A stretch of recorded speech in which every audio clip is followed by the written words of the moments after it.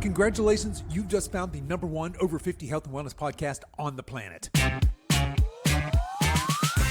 Hello and welcome to the Over 50 Health and Wellness Show. I'm your host, Kevin English. I'm a healthy aging expert and founder of The Silver Edge, and I am on a mission to help men and women just like you build lean, strong, healthy, capable bodies they love for the rest of their lives.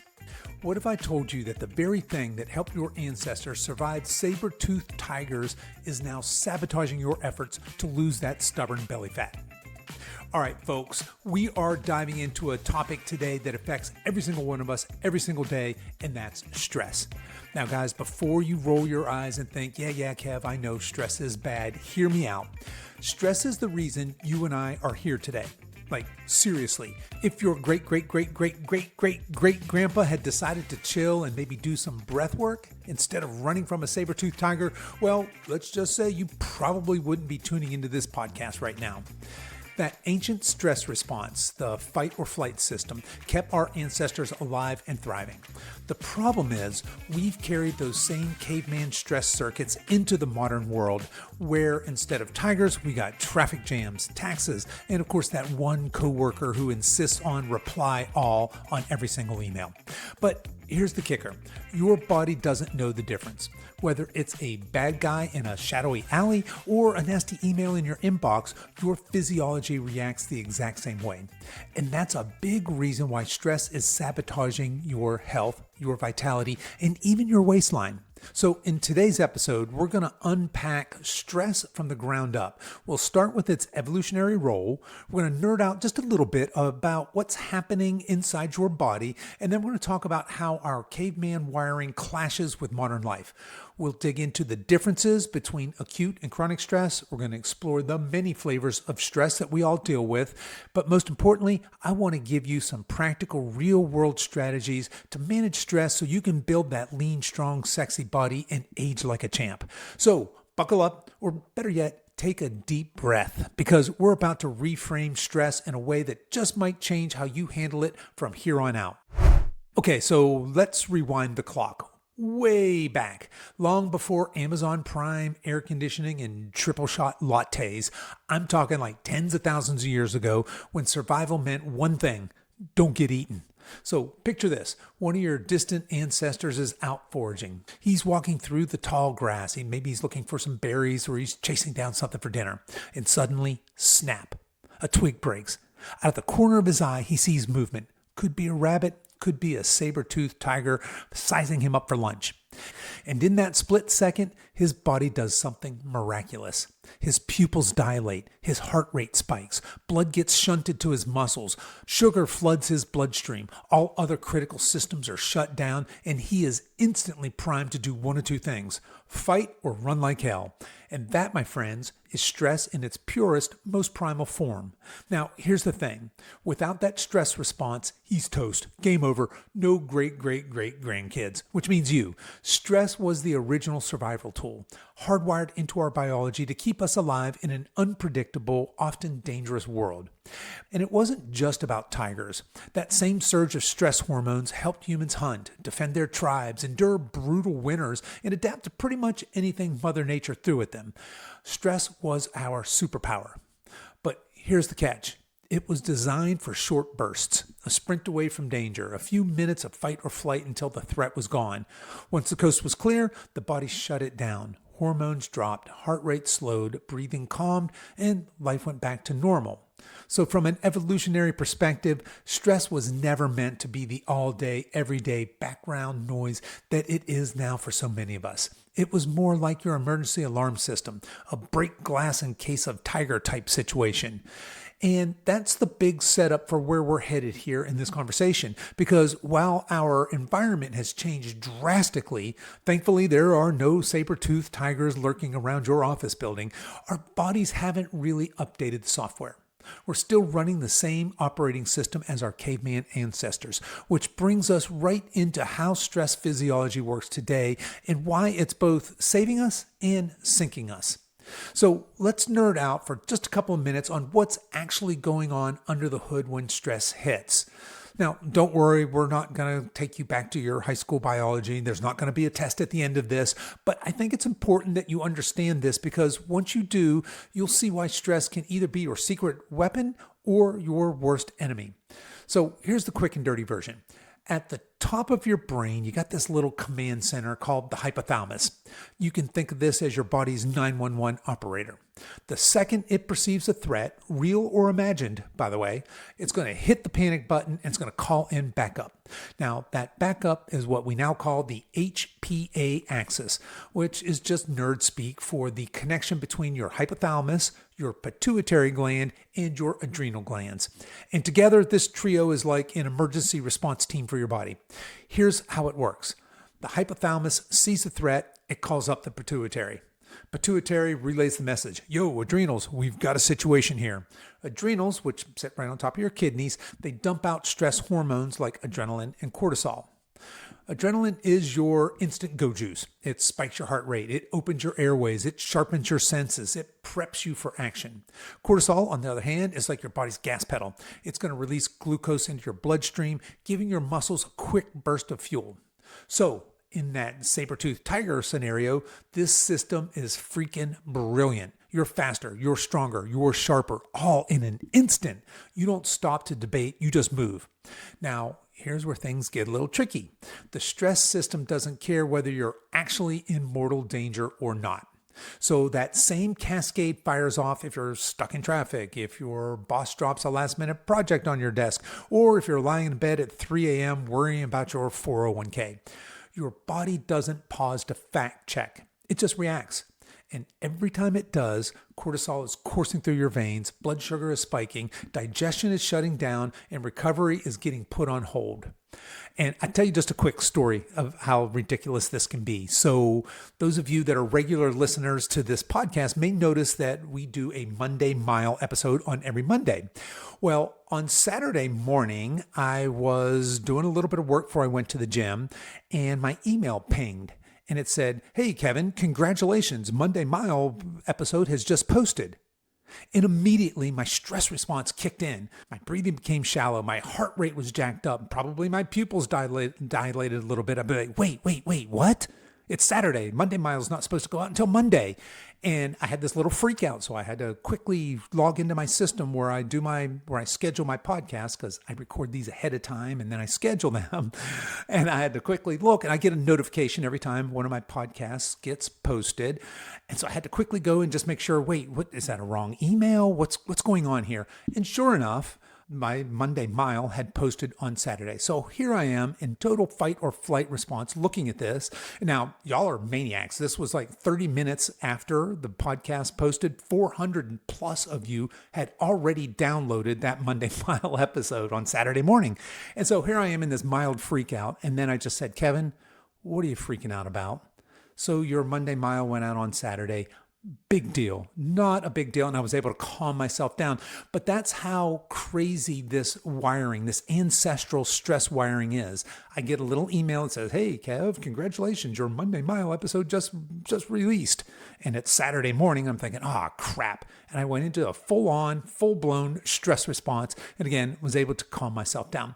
Now, I share that with you because I think all of you can relate to that, right? How we can see something that is not, in fact, life or death, but our bodies are going to react to it as if it is. It's just a non-discriminating system.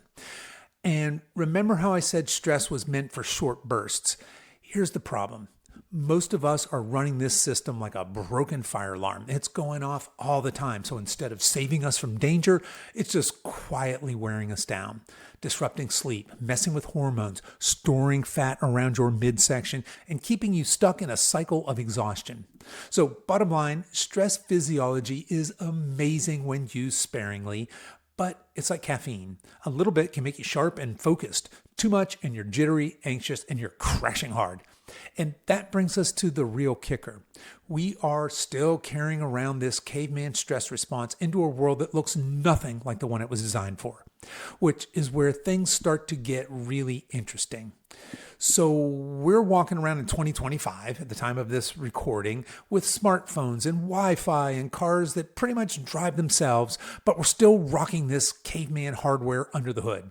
our bodies have not updated the stress response software in tens of thousands of years. We still flip the exact same physiological switches as our ancestors did when they were running from predators.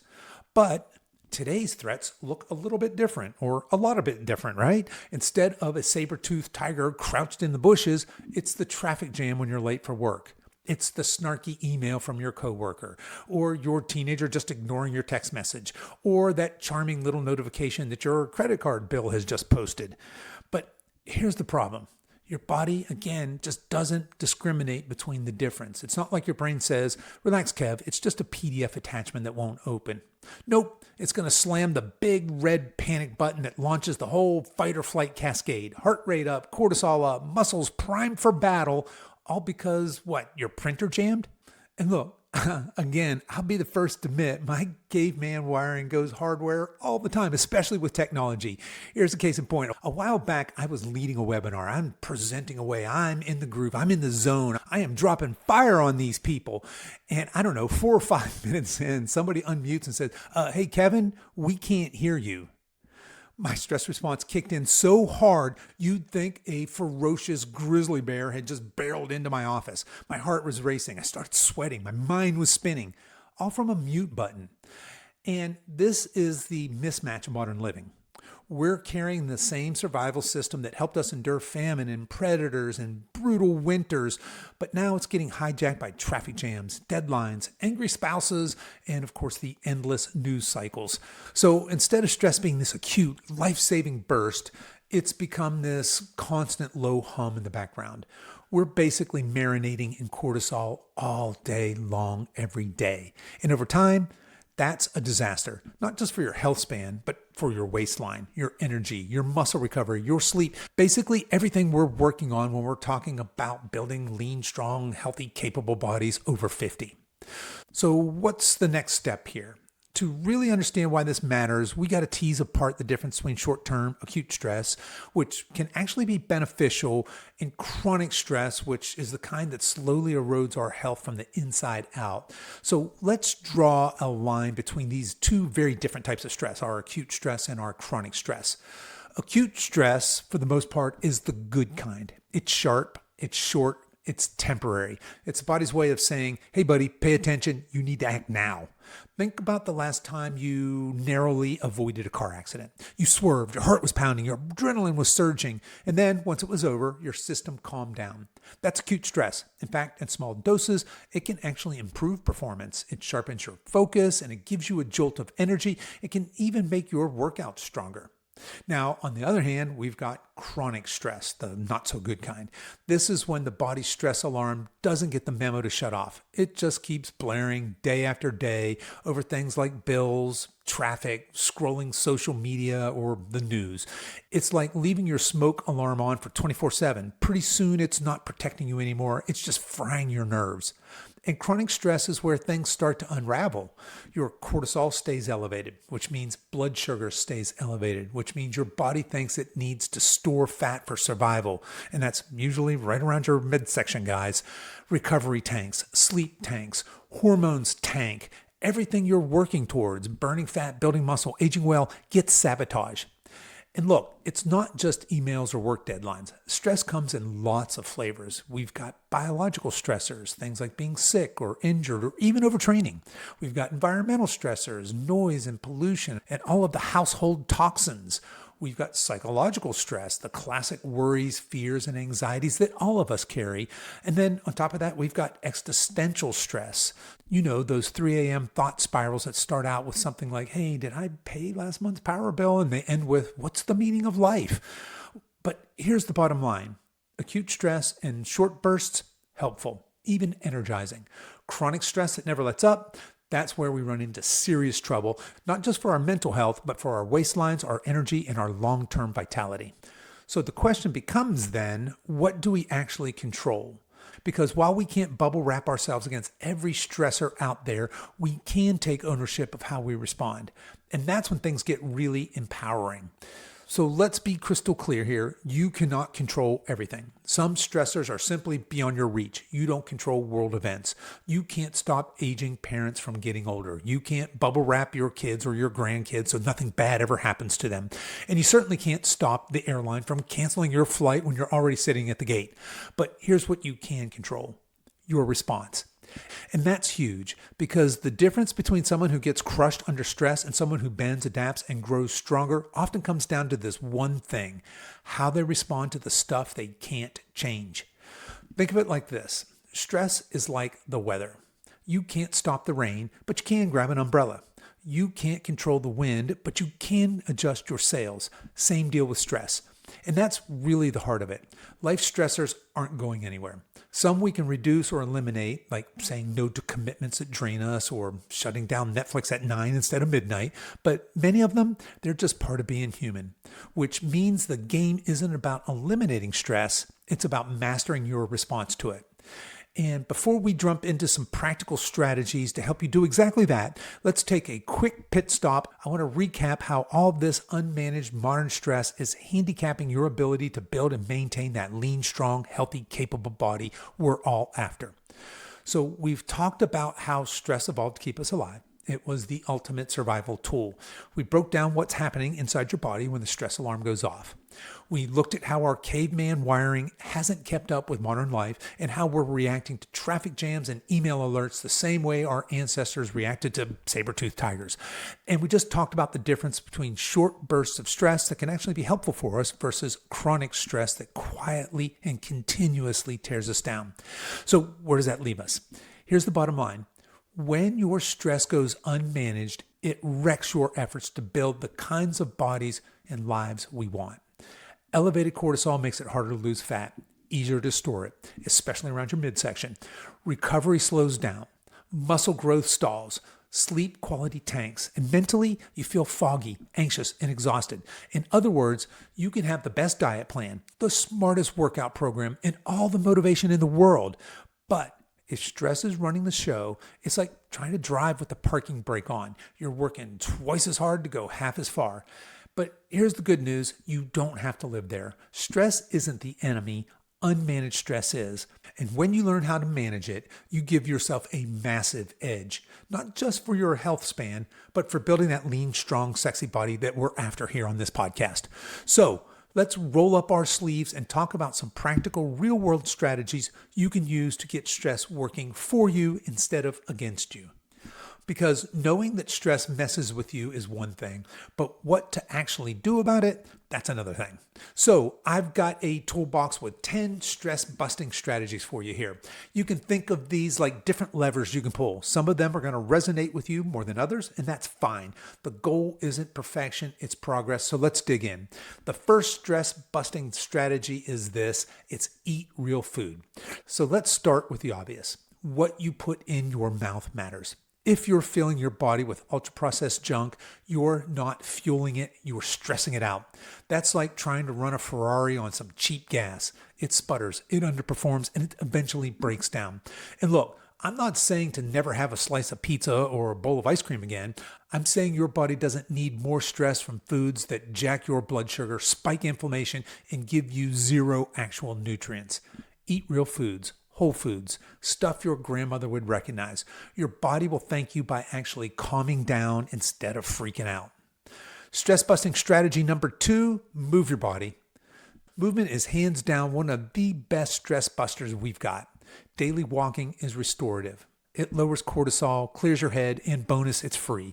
Add in a few strength training sessions each week, and you've got the perfect combo. Reduce stress while building resilience.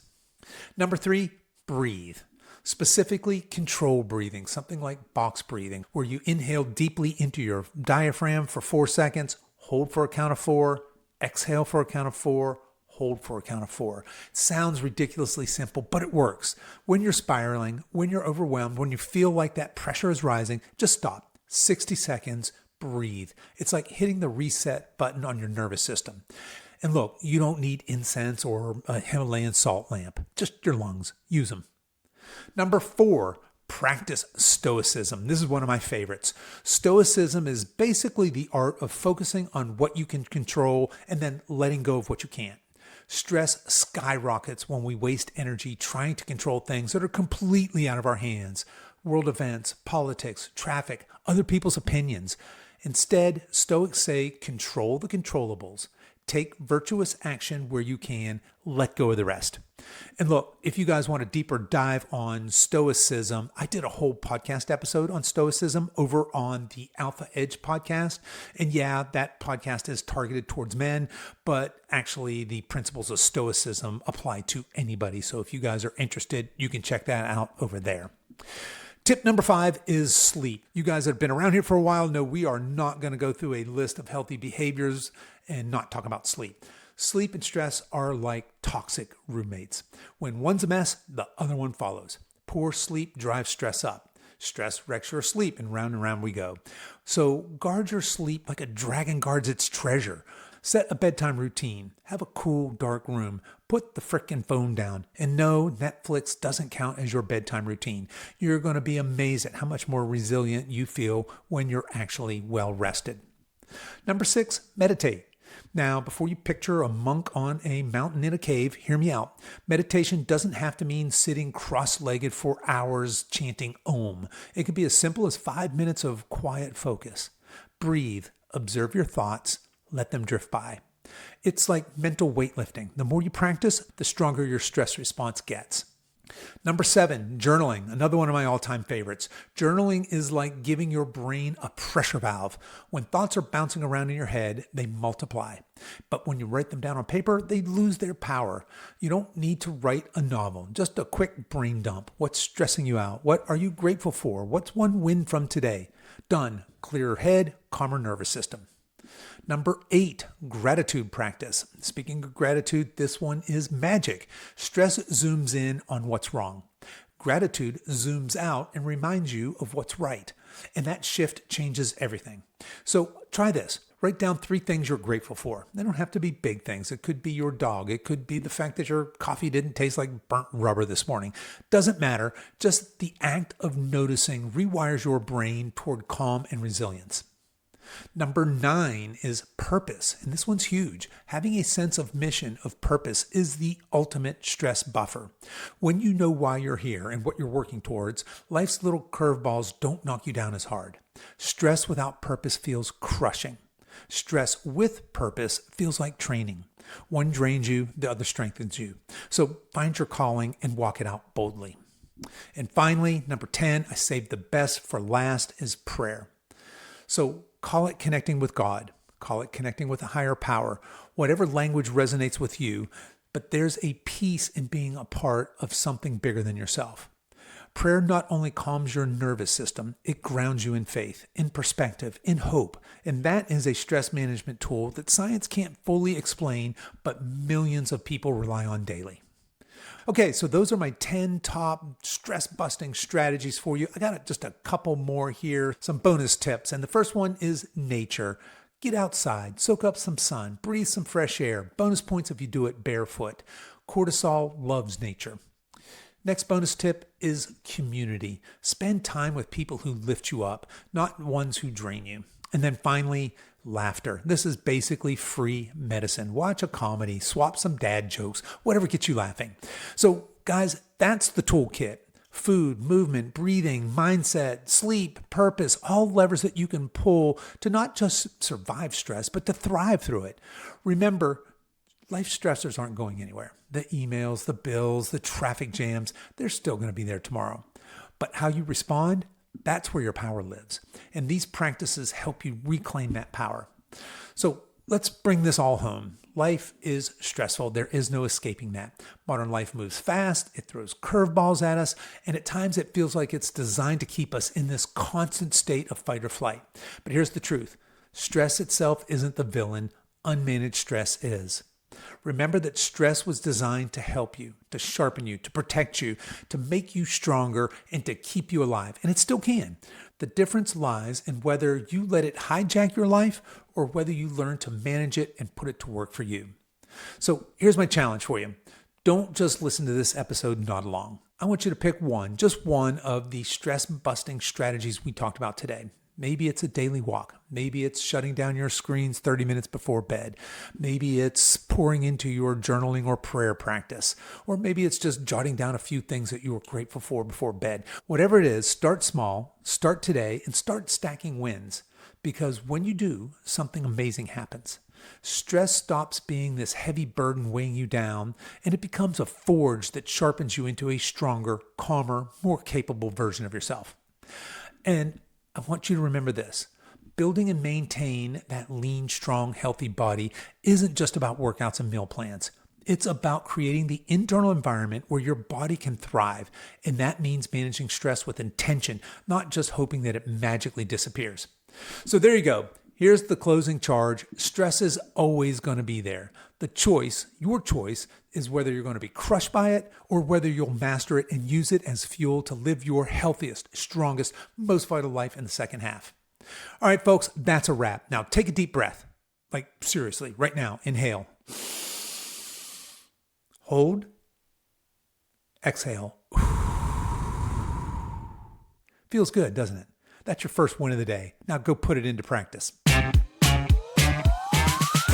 Okay, that's our show for today, folks. If you're interested in learning how the Silver Edge Collective program can help you feel lean, strong, and confident again, you can find the link to learn more in the show notes for this episode, and you can find those on whatever app you're listening to this podcast on, or head over to silveredgefitness.com/370.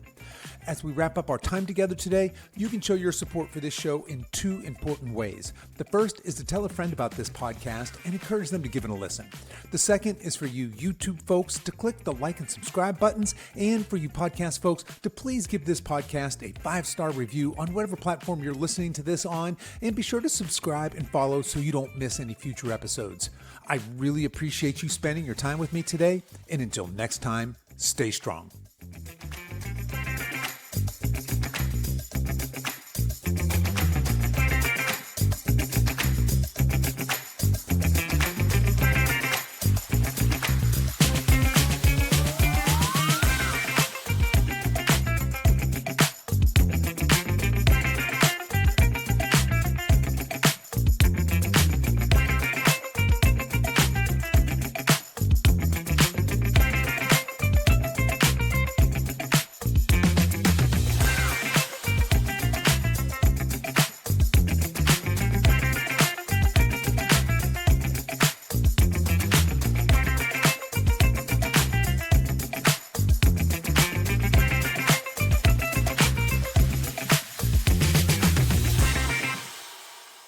In that split second, his body does something miraculous. Come on, Kev.